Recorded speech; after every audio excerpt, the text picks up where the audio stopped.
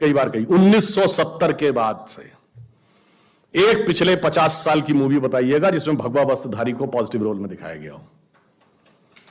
भगवा वस्त्रधारी छोड़िए, कंठी माला पहने हुए व्यक्ति, धोती कुर्ता पहने व्यक्ति, टीका लगाए व्यक्ति पॉजिटिव रोल में दिखता हो। भाषाई आधार पर मैं कहता हूं, शुद्ध संस्कृतनिष्ठ हिंदी बोलने वाला कैरेक्टर या तो विलेन होगा या कॉमेडियन होगा। कभी आपका ध्यान ही नहीं गया होगा इसकी तरफ। जैसे ये बात मैंने पहले भी एक बार बोली थी, शायद आप लोगों ने उसमें कभी वीडियो देखा हो। विनोद खन्ना जी का देहांत हो गया।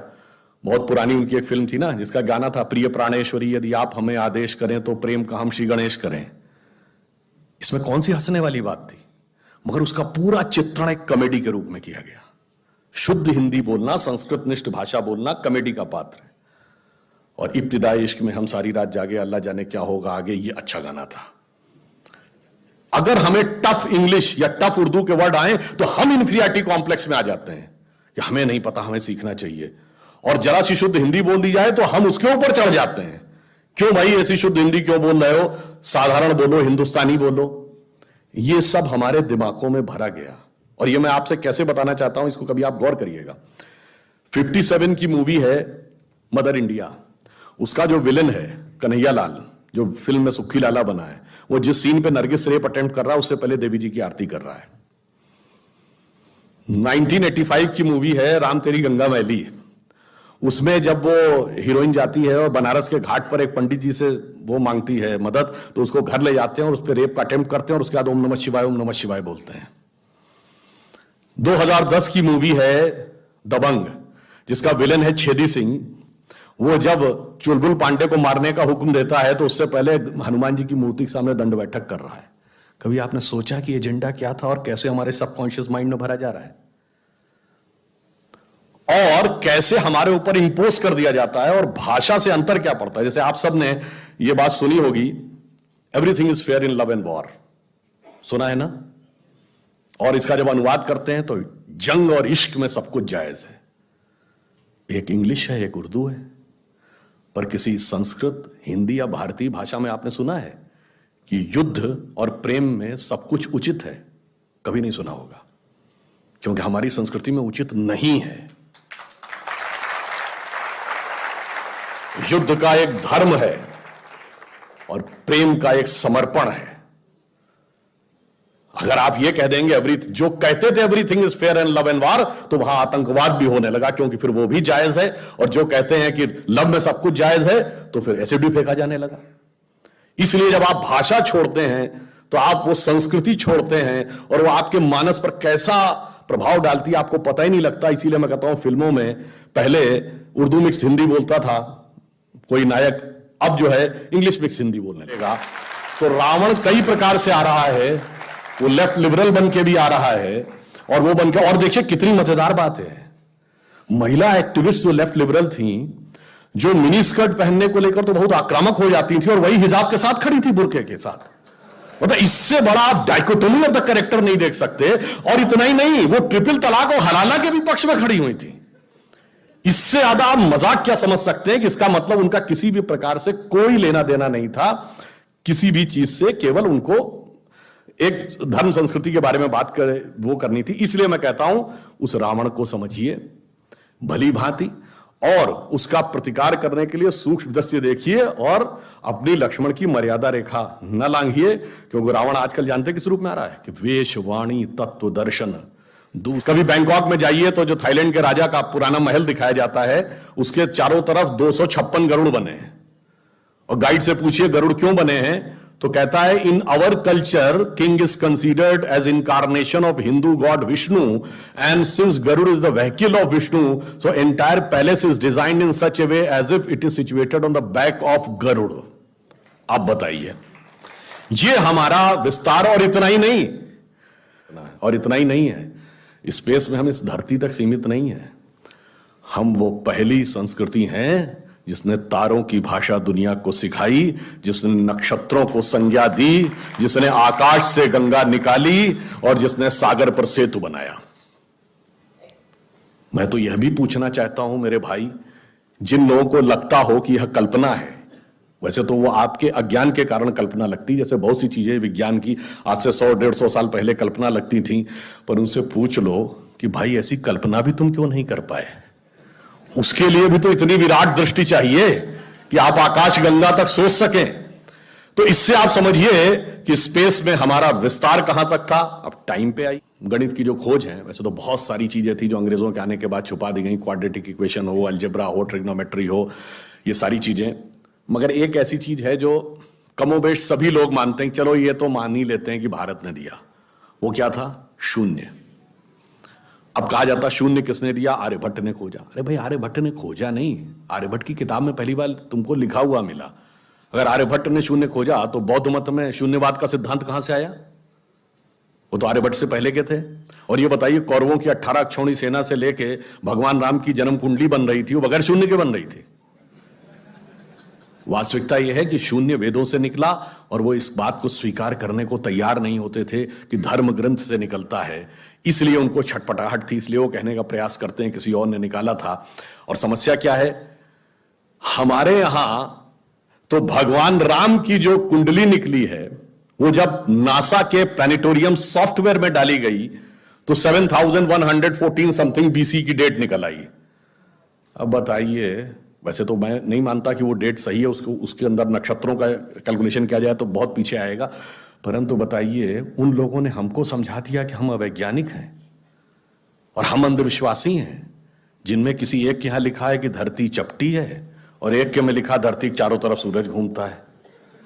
और ऐसे महान ज्ञानदेव पाड़े लोगों ने हम लोगों को समझा दिया कि हम अनसाइंटिफिक थे और धरती को चपटी और धरती को इस सौरमंडल का केंद्र कहने वाले लोग वैज्ञानिक थे।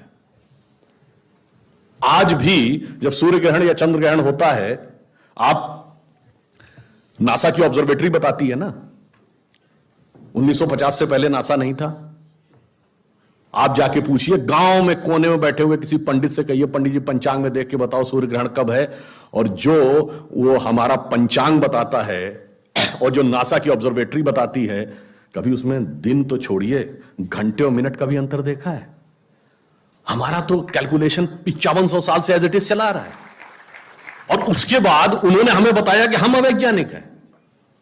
आज भी आप बताइए, उत्तर भारत में उतना नहीं दिखता, दक्षिण भारत के मंदिरों में जाइए, नवग्रह बने हैं तो सूर्य केंद्र में है कि धरती केंद्र में है?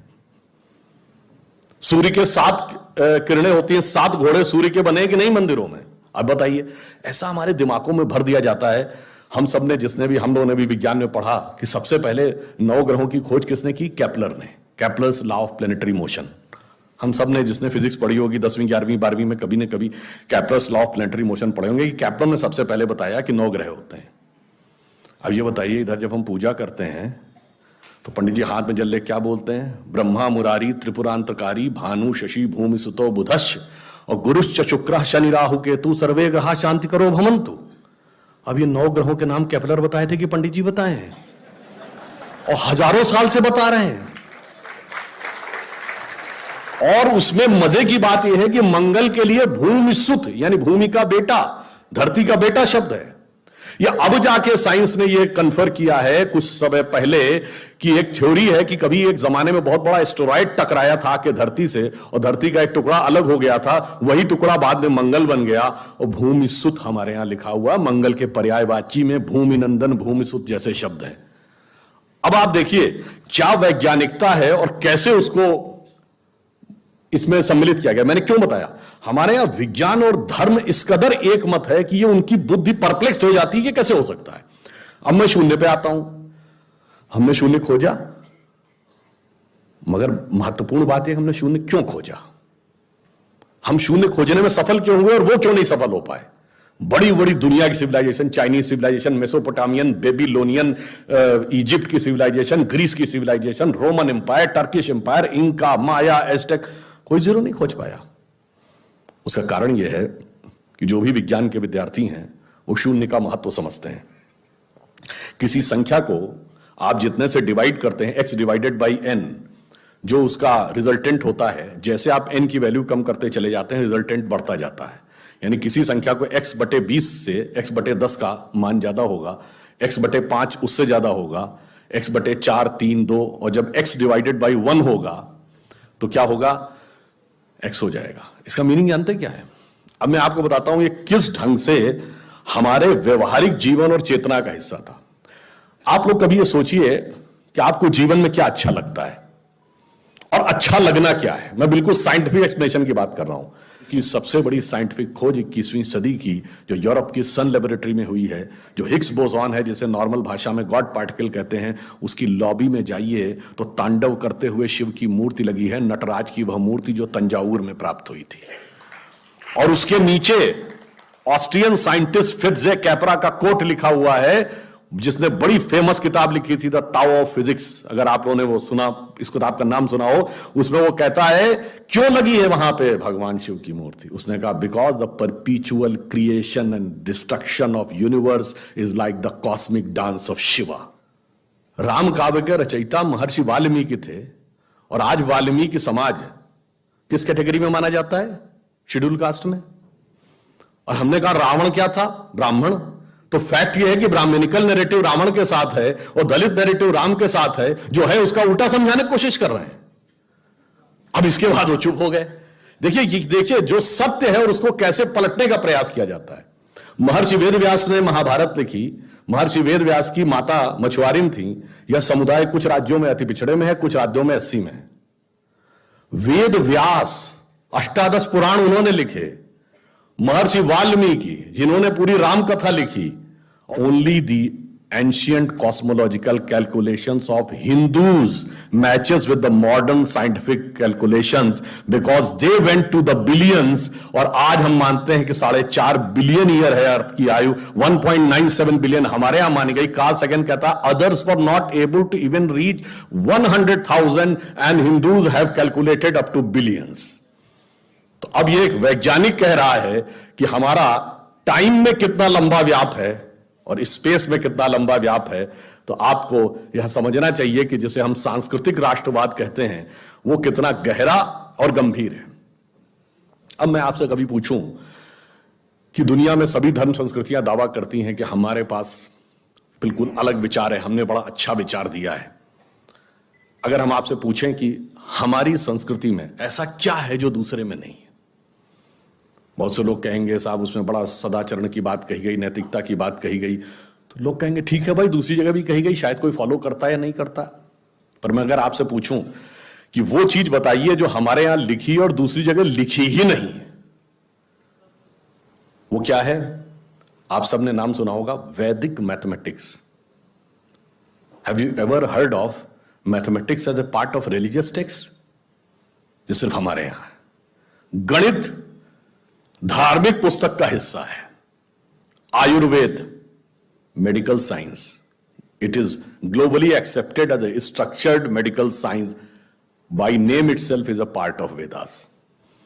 मेडिकल साइंस धर्म ग्रंथ का हिस्सा हो, गणित धर्म ग्रंथ का हिस्सा हो, ये दुनिया में कहीं नहीं। बाकी जगह विज्ञान और गणित का धर्म से संघर्ष है, हमारे यहां वो धर्म ग्रंथ से उद्भूत हो रहे हैं। ये फंडामेंटल डिफरेंस है हमारे और उनके बीच में।